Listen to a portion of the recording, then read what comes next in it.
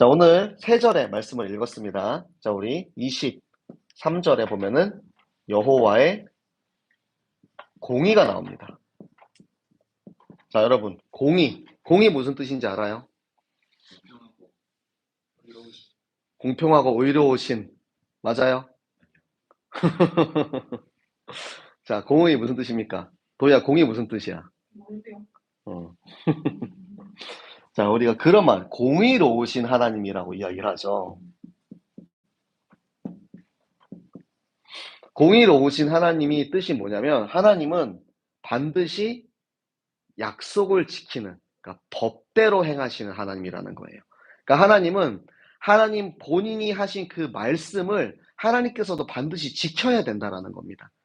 그래서 이 공의는 우리가 창조 원리에서 이런 부분이 나오는데요. 자, 우리 하나님께서 아담과 하와를 지으셨죠. 아담과 하와를 짓고 그리고 이들에게 말씀을 하시면서 너희는 이 천하에 있는 것을 다 너희 것으로 해라. 그런데 딱 하나 선악을 알게 하는 나무의 과실의 열매는 먹지 말지어다. 먹으면 반드시 죽으리라.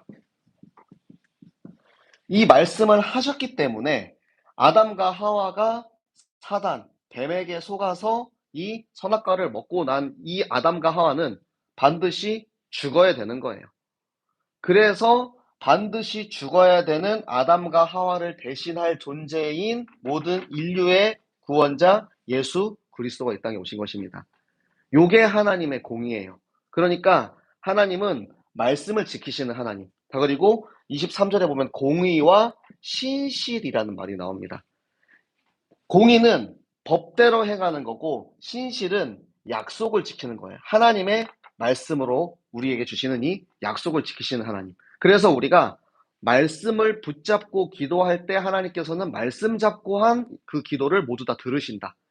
공의와 신실은 사실은 거의 흡사한 속성을 가지고 있는 단어입니다. 그래서 다윗이 이 하나님이 그렇게 여호와께서 그의 공의와 신실을 따라 갚으시리니 이렇게 이야기를 하신 거예요. 공의로 인해서 우리는 원래 하나님의 형상을 가지고 창조된 하나님의 자녀인데 하나님의 형상, 그러니까 이 형상은 우리의 육신의 형상을 이야기하는 것이 아닙니다. 예전에 중직자 대학원에서 저 최신강 목사님이 그 설교를 그 강의를 하셨죠. 신학적으로 하나님의 형상, 성경적으로 하나님의 형상에 대해서 어떻게 이야기하느냐. 하나님은 영이시기 때문에 우리의 육신, 봐봐요. 우리 지금 다 다르게 생겼잖아요. 그럼 하나님은 다 다르게 생겼다라는 것입니까? 그게 아니고 하나님은 영이시기 때문에 우리가 하나님의 형상대로 창조되었다라는 것은 하나님의 영적인 형상이 우리의 영에 녹아 있다라는 거예요. 그래서 우리의 영혼이 우리의 영이 하나님의 영대로 우리가 창조되었다라는 거. 그리고 우리의 육신이 존재하는 이유는 하나님께서 눈으로 세상을 보시는 것을 우리가 성취하기 위해서 우리가 눈이 있는 거고요. 하나님께서 우리의 기도를 들으시기 위해서 우리에게 귀가 있는 거고 하나님께서 말씀하시는 그 말씀, 그러니까 하나님의 용도를 위해서 우리의 눈, 코, 입, 우리의 육신이 존재하는 겁니다. 그래서 우리가 형상이 닮았다라고 하는 것은 우리의 영이 하나님과 닮아 있다라는 것이고 우리의 육신은 하나님께서 우리에게 주시는 이 하나님의 작용, 이 세상에서 하나님 필요하시는 그 기능을 하기 위해서 우리의 육신이 있다라는 겁니다. 자, 그러면은 이게 왜 필요했냐면 지금 하나님의 말씀을 어겨서 공의로우신 하나님으로부터 심판을 받게 된 인간이 이 형상이 훼손이 된 거예요. 우리 인간이 가지고 있어야 하는 하나님의 형상이 훼손이 되었기 때문에 그래서 예수 그리스도께서 이 땅에 오셔서 자기가 우리의 이 육신의 이 죄 반드시 죽으리라는 약속을 지키셔서 우리의 훼손된 하나님의 형상을 회복하신 것입니다.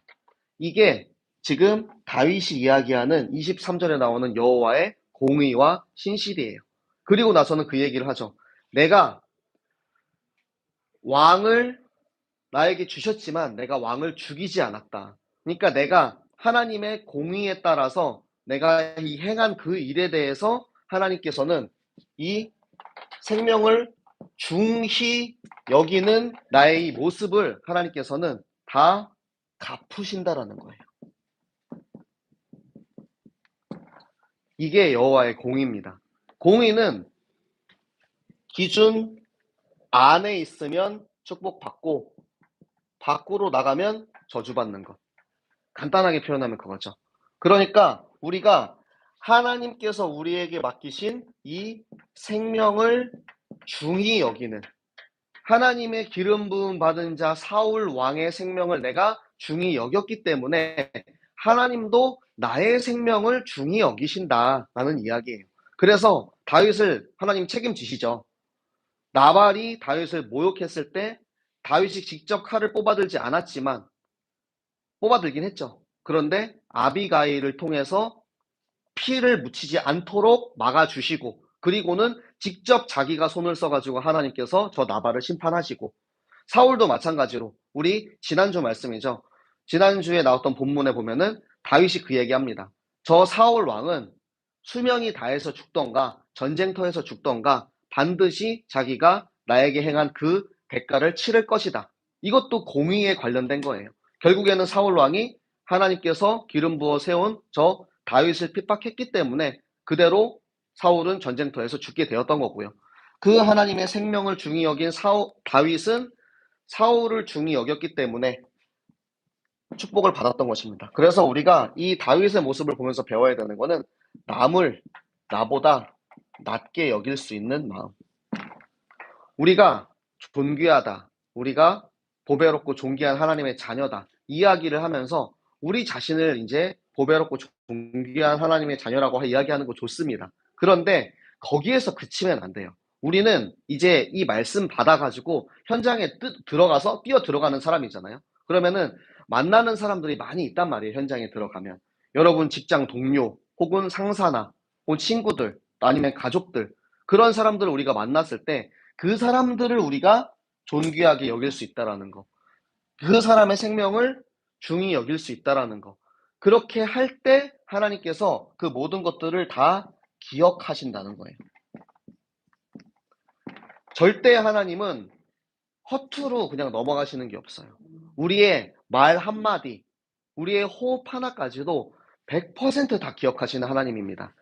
그 부분을 여러분이 꼭 기억하셨으면 좋겠어요. 그러니까 내가 진짜 지나가면서 이야기했던 것도, 하나님, 저는 오늘 날씨가 너무 좋아서 제가 오늘 저의 오늘 하루의 삶을 하나님께 드리고, 저는 꼭 딱 지나가다가 저 사람한테 내가 누구한테 전도하고 싶어요. 하나님께서 그 말을 다 듣고 계시는 거예요. 제가 옛날에, 저는 이제 조금 과거에 지난 일이지만 제가 하나님한테 그렇게 기도한 적이 있어요. 하나님, 저는 어, 방언의 은사 저한테 주시면은 제가 좀 기도 진짜 많이 할게요. 그렇게 기도를 했었거든요. 근데 물론 그때 내가 기도했을 때 나한테 주신 건 아니었어. 그런데 내가 방언의 은사를 받고 그 이후로 이제, 그때 처음 받았을 때는 막 너무 좋아가지고 맨날 랄랄라 럴럴러 하면서 막 기도를 막 많이 했지. 그런데 시간이 지나니까 내가 나도 모르게 기도가 주는 거야. 그런데 하나님이 그걸 기억나게 하시더라고. 그걸 기억나게 하셔서 너 분명히 기도 많이 한다고 했잖아. 어, 네가 기도한다고 해서 내가 너에게 선물을 줬는데 왜 그 선물을 사용하지 않니? 그런 마음을 주시는 거예요. 제가 처음 중국에 갔을 때 이산지를 내게 주소서라고 고백했던 그 고백을 하나님 들으시고 그 10년이 지난 후에 저를 거기에 이제 데려다 놓으시고 선교하는 사람으로 만들어 주시는 거예요. 여러분이 한 작은 맹세, 작은 한마디, 하나님이 다 기억을 하고 계시고 그것을 하나님의 법칙대로, 하나님의 약속대로 신실하시고 공의로우신 하나님께서 그것을 다 이루어 가신다라는 거예요. 마찬가지로 우리가 작은 이 선대한 행동, 다윗은 나를 죽이려고 하는 사울을 살린 사람이에요. 그런데 우리가 다윗처럼 사울까지는 못 살릴지라도 우리 주변에 있는 우리 동료들, 그 사람들에게 복음 전하고 또 양보해주고 또 사랑해주고, 그렇게 그리스도의 생명을 우리가 내뿜을 수 있는 그런 행동을 했을 때 하나님께서 그것에 대해서 우리를 반드시 축복하시는 분이라는 거, 요거를 우리가 기억하고 있으면 우리는 손해보는, 우리가 지금 당장 손해보는 삶을 사는 것 같지만 결국에 하나님께서 더욱더 큰 것으로 우리에게 갚아주신다라는 거, 여러분이 꼭 그 하나님의 계산법을 꼭 기억하시기 바랍니다. 그래서 25절에 보면은 너는 큰 일을 행하게 될 것이다. 너는 다윗아, 너는 큰 일을 행하게 될 것이다. 그리고 반드시 승리하게 될 것이다. 라고 사울이 이야기를 합니다. 그러니까 하나님께서 사울을 통해서 성취될 하나님의 일을 다윗에게 들려주시는 거예요. 그러면 다윗의 큰 일은 무엇이었습니까? 여러분 생각하기에 다윗이 이룩한 그 수많은 일들 가운데 가장 큰 일이 무엇인 것 같아요? 성전 건축. 또 다른 의견 있습니까? 통일왕국.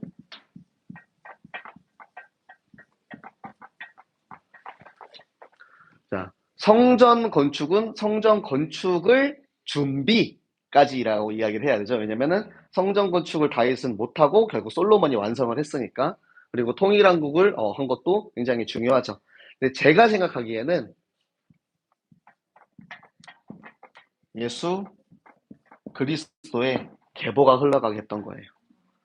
예수 그리스도의 계보가 아브라함과 다윗의 자손 예수 그리스도의 계보라라고 이야기를 나오는 게 성경에 그렇게 많은 인물들이 나와요. 그런데 그 중에서도 아브라함과 다윗만 여기 이름에 나오는 이유는 아브라함으로부터 시작해서 모든 민족 이 믿음의 조상이 될 것이다 라고 이야기를 했고, 그리고 다윗으로부터 이제 그 통일 왕조가 흘러내려오기 시작하죠. 그러니까 하나님께서는 아브라함과 다윗을 통해서, 그리고 성경에 나오는 수많은 인물을 통해서 예수 그리스도의 계보가 흘러가게 해서 지금 이 시간 우리가 여기 있는 이곳까지 흘러오게 하신 것입니다.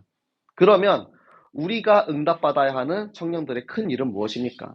내가 청년으로서 이 예수 그리스도의 계보를 이어가는 사람으로서 나의 현장, 나의 직장, 나의 가정, 내가 가는 그곳에 이 그리스도의 이름을 드높이는 거죠.